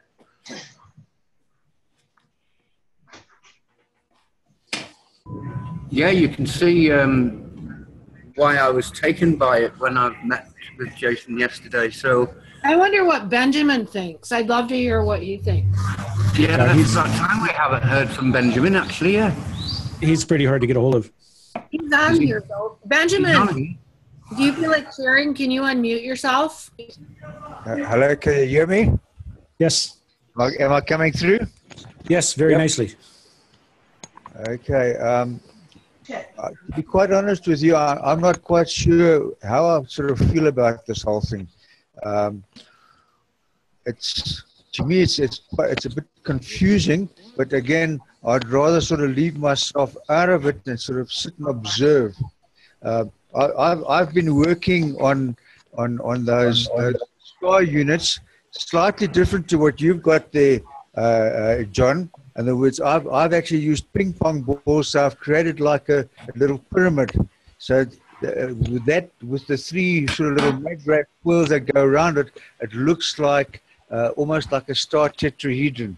And I'm playing with that. And where I am with that at the moment. Could you show one, Benjamin? Are you where you can show one? Sorry? Could you show one? Are you in a position to do that? Sorry to interrupt. Not right now, but what I'll do is I'll stick one in the Skype room. I'll put a couple of photographs in there. And I'll say you'll be able to have a look at that there. But what's exciting to me at the moment is that I'm looking in terms of adding, in other words, top to put an aerial out, an antenna out to actually to put that out. And then also what I did is at the bottom I was earthing, and there was the bottom part of the maggrav coils. And when I did that, all of a sudden there was a tremendous expansion in the field, and it was the whole area kind of just sort of the field just sort of grew and grew and grew. So And how did you do the earthing? Just say that really quick. Well, by simple earthing is at the bottom of that star connection, the bottom part where the little magnetic fields and the gravitational coils fit together. That's where I actually connected. So I'm still playing around. I'm still playing around at the moment, but what I've seen so far is that there's been a tremendous increase in the field side, and I'm at the moment busy making about 4 or 5 or 6 of these units, and I want to connect them up in a way that sort of creates like a pyramid. Put them on each of the points and do the earthing, and then when I've done that, I'll come back and share with you, what kind of results I'm getting out of that. Okay. So that's awesome. Where we are at the moment. So it's slightly different, but again, I think we must all just try and see what's there. When we get something that's of success, share that with one another. Where I am at the moment. Yeah. Yep. That's why we have these meetings and do the recordings and get it out there so that get as many minds on this as possible and all working from the same page. Yep. I love this. Global. And I don't believe there's any rights or wrongs as well. We've all got to try and go our way, and I just see this whole thing, to me, feels a bit complicated. There's a lot of stuff in there, and I have kind of a feeling, listening to what Kesh was saying, is, we're talking about, he was saying that we could actually have a unit that we can stick in our pockets. Now, that kind of unit is kind of a big kind of a unit to do that as a solid state one. And another thing I'm also playing around with is a Rodin coil, because a Rodin coil, Mark Rodin's coil, also creates an infinity loop. And by putting that somewhere in the system, that's what I'm playing with. So when I get good results, I'll share that with everybody. And Benjamin, I know you put that in the middle of your car unit, right? I did. I kind of the 2 coils that are in the car unit, I sandwiched between them a Rodin coil that I'd built up. Yeah.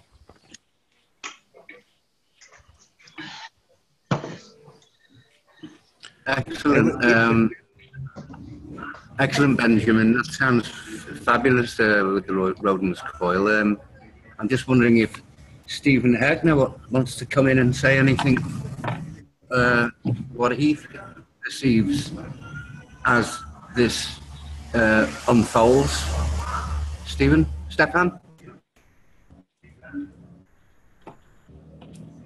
Nothing? Okay. I have a quick question for everyone.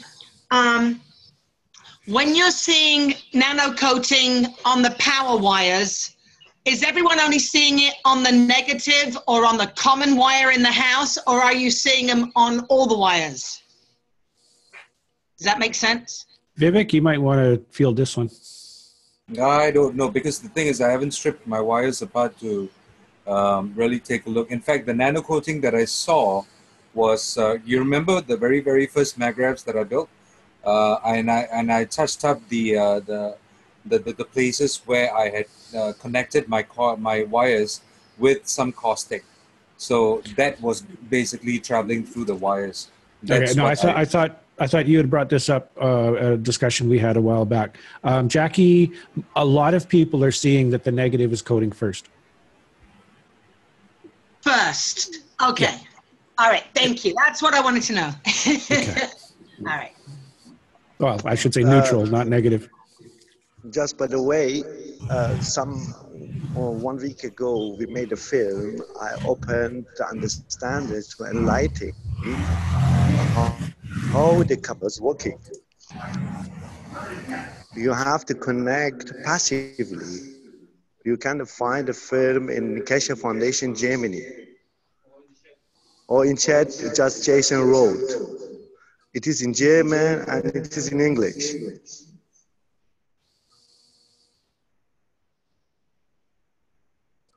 I think what he means by connecting passively is you hook it up without a load for a little while.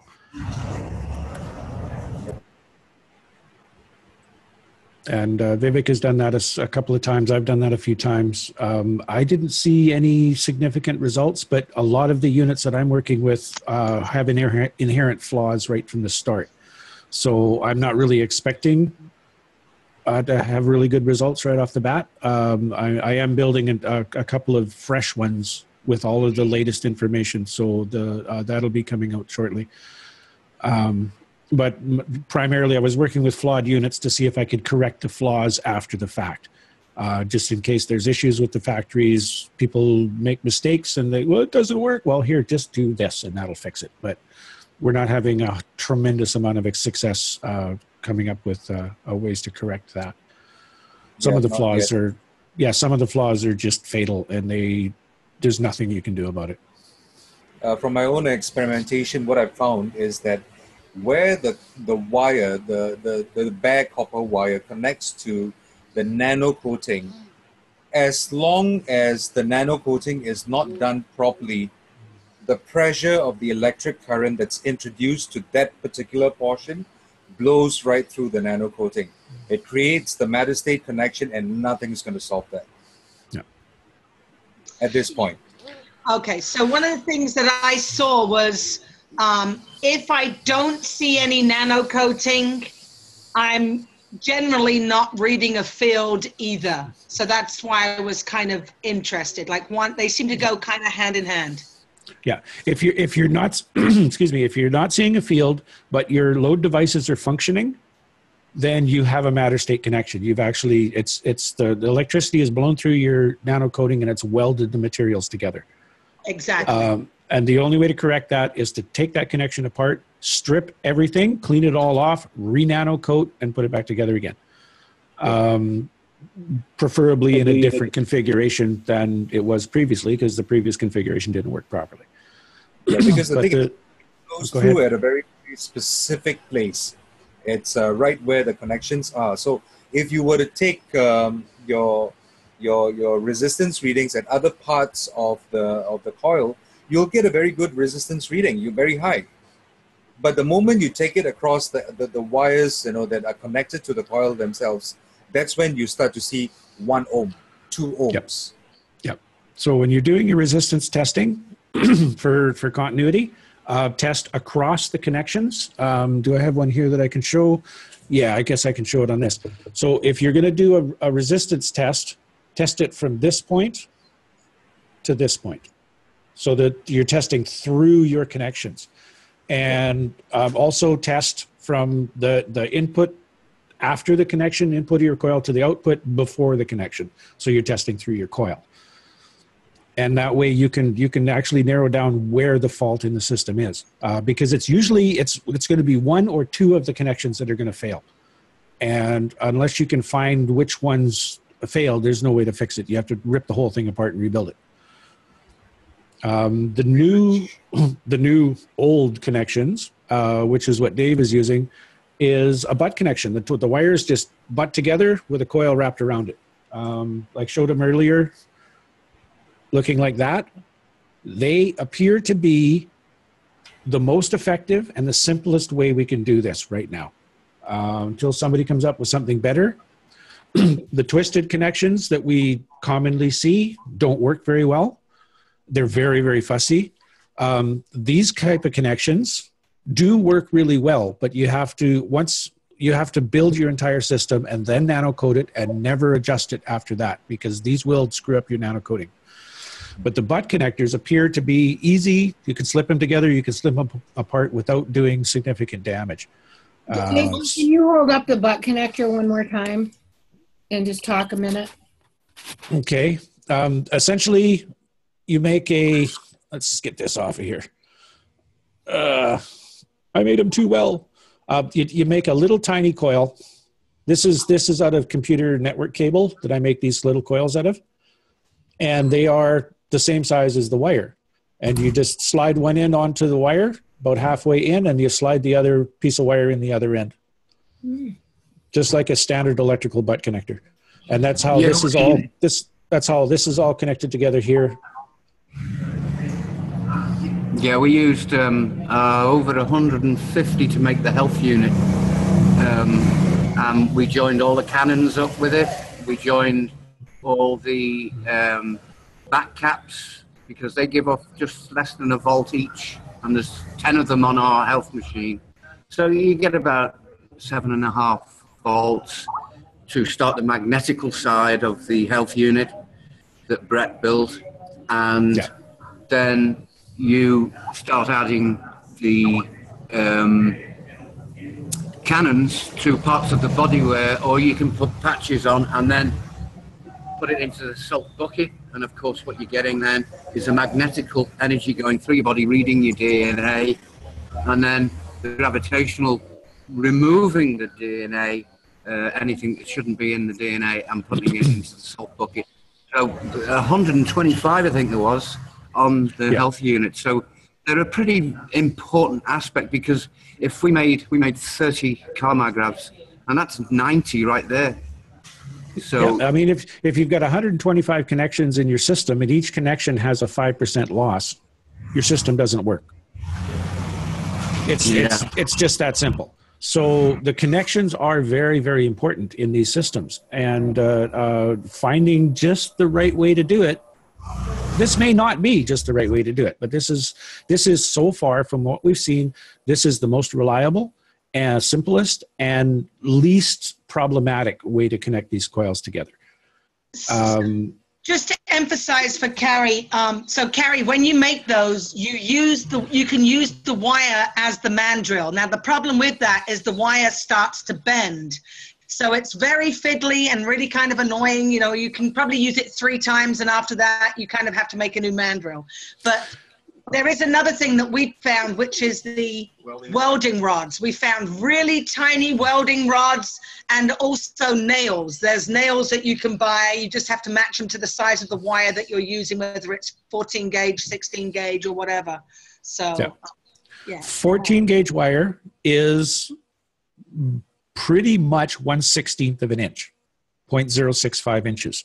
You can get piano wire, 1/16 piano wire, and it's very, very stiff. It's very solid.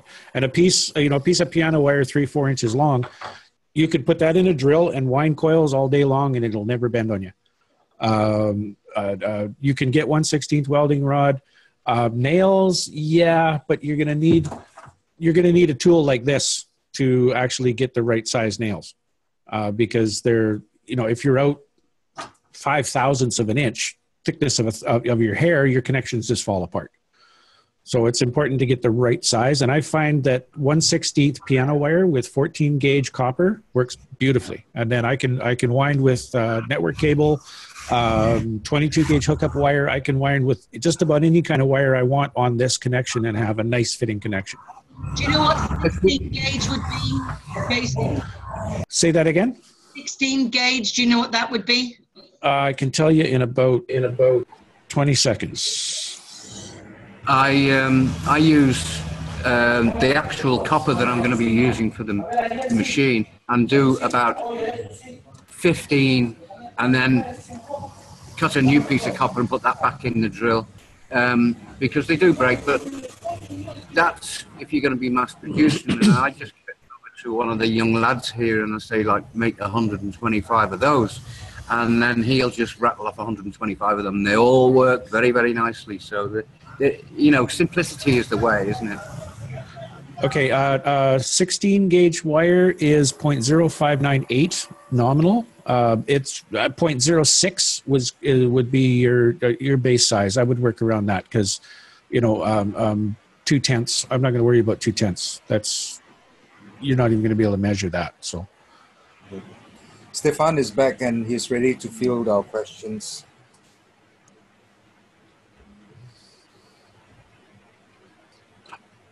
DC, or a point that you brought up about amount of power we put into the magnet. She was saying that you only need 1 watt to allow the matter state go through and let it produce its own plasma power. And I'm wondering, we're putting, originally, he was saying that all you need is the pressure. You don't even need flow. that's right. So all you need is that signal. Doesn't have to go anywhere. But something you said made me think, because if we're putting too much electricity through it, we're harming the nanocoating. And We can, yes. And I think that probably been my setback, thinking, well, we just put this through it, and it's harming it, Well, what we found with Vivek's experimentation, with some of my experiments, is if you do the nanocoating correctly, which the easiest way to do it correctly is to take a month to do your nanocoating. Yeah. The chances of damaging it with even 220 volts is slim. Yeah. Your damage is going to be abrasion or impact at that point. But your coating is robust enough, it's thick enough that it can handle the electrical pressure. It's the people who try to go too fast, do their nano coating, they think they can do it overnight. And yes, it looks black, it looks gorgeous, but it's extremely thin. And you don't have enough of a dielectric layer there. Yes, the resistance is very high when you measure it with an ohm meter, but you're only measuring it with 1.5 volts. When you put 220 volts or 110 volts to it, that's enough pressure to blow through that dielectric layer of nano coating back into the matter state. You don't even have to go that high. You can blow through it with 12 volts and 1.5 or 1.65 amps DC. Yeah, yeah. And it only takes a tiny little pinpoint, minuscule microscopic pinpoint. Once it starts, it grows really fast because the temperature at that point grows and the material melts and it welds itself together, and then you've got a matter state connection and you're screwed. Take your time with your nano coating. Don't try to go fast. You'll have a much better coating on it. And we looked at manufacturers. They can't take 5 weeks to do a nano coat their systems. It's just for manufacturing, for production processes, it's untenable. But for a home unit, nano coat over 4 or 5 weeks. Take your time. You'll have a much better nano coating and you'll have a much better system. When we built the standalone health unit, Brett did the nano coating. It took about 5 weeks, and we have got a new system now whereby we do the irrigating layer, where you drop everything underneath hot water. Sorry about the background noise here. And then we do the steam coat. And then we put it into baggies with cold caustic and leave it in the sun for weeks. And we get fabulous nano coating, what we think. We haven't had it under the microscope yet, but we're hoping to do that soon. But literally weeks in the bag. Like I mentioned to Jackie earlier, when I do my nano coating, I'll do my process. I'll take my time on my process. I got stuff that's sitting in the stainless steel fry pan now for, what am I on? I think I'm on day 20. And once I'm satisfied with that, I'll take it out, rinse it off, and just leave it and let it sit. And Vivek and I kind of call it a curing process, where the coating will continue to grow. I've noticed with a number of my systems that when they're just sitting on a paper towel on the counter, all by themselves, not disturbed, the coating does change over time. And I've got one of the systems I got from John Bliven to do the assembly videos or the assembly manuals. I've got it sitting there and I'm watching it as the coating adjusts itself over time. How important that is, I don't know yet, because we just started looking at this. But we do know that once it's out of the coating process and you've rinsed the coating off, it will change over time. The coating does adjust itself. If that's the inherent plasma flow actually recreating the structure, I can't say. It probably is. I don't know for sure. But I do know from all the experimentation we've done, take your time. Regardless of how you do it, it doesn't matter, but it's gotta grow gradually and slowly. And it's got to be thick. I mean, Mr. Kesh says 30 to 50,000 layers. That's when you start to see it. You want hundreds of thousands of layers. So, you know, don't do your coating fast. You'll be disappointed in your results. And a lot of people have made that mistake, and a lot of people are realizing that that's just not the way to go. Yeah, I mean, Arman has actually exhibited the correct method of nano coating in the video. You know, use that. I mean, that's the best way to do things. And you know, during the the part where he, after steaming, he pours out most of the caustic, leaves just a little bit at the bottom of the container, and he leaves it to, he calls it the drying stage. You can leave that for 2 to 3 weeks. Mm-hmm. You can leave that for 2 to 3 weeks, keep draining the coils, keep aligning the nano layers, and just let the layers grow. Yeah. One of my students, a lady here in British Columbia that I just finished teaching in April, she did a very, very slow process. And we discussed it over a couple of days, and she decided she's going to actually extend it even more. And her coating is fantastic. She's getting awesome results first time. So you want a secret to nano coating? Do it over 4 to 5 weeks. I think nano coating is really an art, and we carried around, you know, stuff nano coating in Ziploc bags in the sun on our dashboard when we were traveling, and you just end up with this beautiful, thick, durable nano coating, and it's just kind of dancing with it and being with it, I think. Yeah. And I'm wondering though, because Jason was saying he always uses heat. You know, I mean, you can get a lot of heat from the sun depending on where you are, but I think the heat gives a curing that is important. And when we nano coat this, we nano coat this for a lot of weeks, for 5 or 6 weeks. Then we see the nano coat, it's not black. It's become a nice blue color, or then we become a SP3 layer. And this is the best way. Yeah. So the nano coating that we witnessed in Arizona with Dave, with John Blevin. So what he did, they do a cold one. So they have a mixture of potassium, and, you know, and it's a mixture that he's got, but he puts it in for 10 minutes, takes it out, 20 puts minutes. it in a little. It's a cabinet with a heat lamp in it, and he leaves it in there to grow. Yeah. He says the nano coating has to grow, and it comes out perfect every time. This is the coils that we get, that Jackie gets, you know, from him, and they're perfect every time. A lot of people in a lot of countries, I've learned this because I've been traveling to different countries. In some countries, you can mostly only get potassium hydroxide, and in like here in the States, you can get mostly sodium hydroxide easily.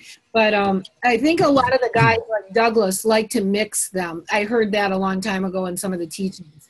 They mix the potassium and the sodium hydroxide. Go ahead. If you mix them, you're changing the conditions of your nano coating. You're changing the actual structure of the coating itself. So what is suggested? I mean, I remember hearing that people like Douglas like to mix, but I don't know. Well, I can't say for sure which is better. If it's a finer coating, if it's a more robust coating, if it's a thicker coating, I don't know because I haven't actually done it myself. But again, with all of this technology, we know if you change the conditions, you're going to change the outcome. So if you change the conditions where you're creating your nano coating, you're going to change the structure and the parameters of that nano coating itself.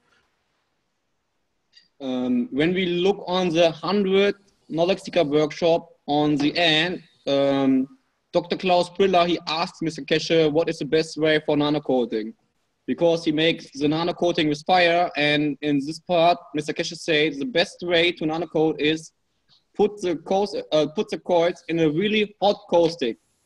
Put the coils in there, and when the coils are minimum 30 degrees, put it in a really freezing cold water. When we make this, then we make on the copper, we make a nano layer with part of a diamond structure. We put it in freezing cold water and then back in the hot caustic. Make this 3 times or 4 times, then we make a SP2 and SP3 layer. This is the best way. On the 100 knowledge seeker workshop, in the end, Mr. Kesher explained us what is the best way. Yeah. And this when your coating comes out that way, when you have a high. What was the last thing Jason said? SP2. What was that? Oh, it's just you're creating a high SP2 SP3 layer, and I was just going to mention that when you get these high SP2 SP3 layers, that's where you start getting that blue, that shiny blue from. Gracias. The SP2 and SP3 are just the structure of the carbon. Okay, and a final word, Stefan, do you want to come in? Yes, I'm there. Hi, Stefan. Have you any comments or anything to add for us to listen to, Stefan? For what? Basically, we wanted to just introduce ourselves to you and for you to introduce yourself to us. I do believe that are you with Jason now? Yes, yes. Okay. So you're all working together. That's good, so that we know now. So we just wanted to literally have a quick word with you. If there's anything that you want to say, please say it. We're probably going to stop the recording now.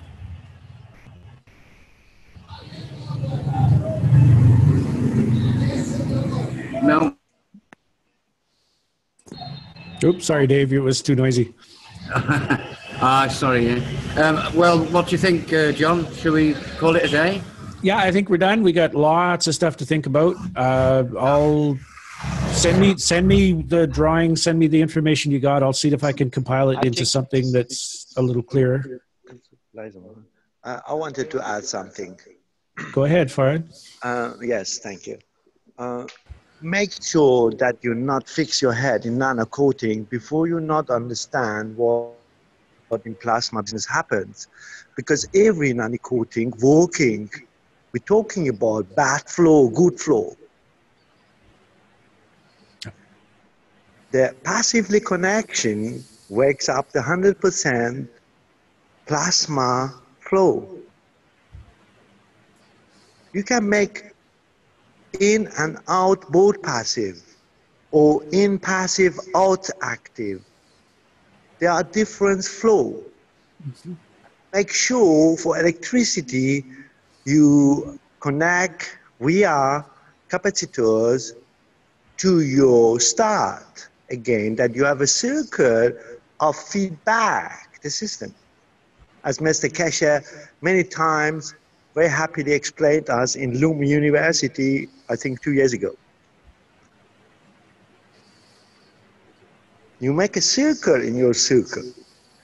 Maybe you look at my film, and some days ago, Jason just highlighted the link. I explained this exactly. Then any device is working when you connect them rightly. Thank you. Thank you. All right, Dave. Yeah, I think we're going to sign off. Thanks, everybody, for the input and the discussion. It was quite productive today, I believe. Yep, it was. Thank you, everyone. Thank you so much. Yeah, thank you. Thanks from Peru. And we'll do some more work very soon. Okay, thanks. Bye for now. Awesome, everybody. Ciao, ciao. Bye, everybody. Thanks. Bye, guys.